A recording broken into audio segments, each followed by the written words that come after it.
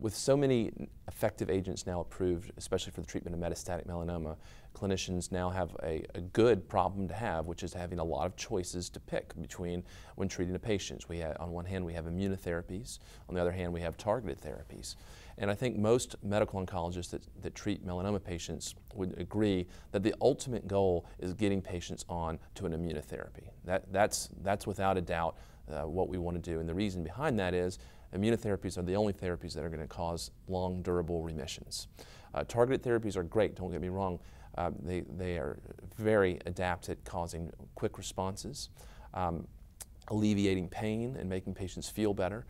Their downside, of course, is that resistance is inevitable.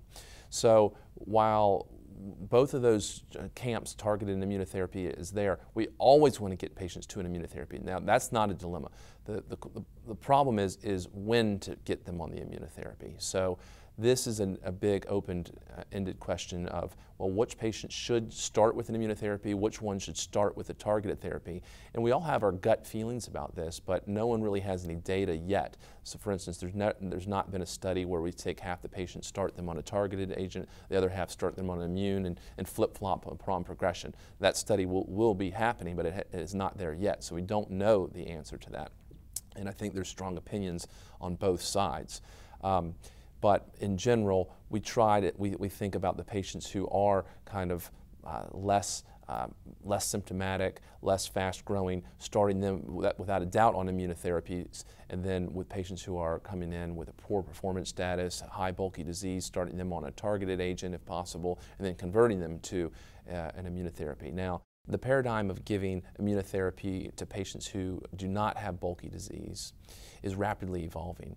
This paradigm was built around the time when immunotherapies such as ipilimumab or IL-2 took forever to work, and of course patients didn't have time for those things to work. Now, however, with more rapid and effective agents such as the anti-PD-1 agents, that paradigm is shifting. So we can give patients with bulky disease an immunotherapy and get a good response. However, there is some data to suggest that patients with bulky disease still do have less of a response than patients with smaller burdens of disease.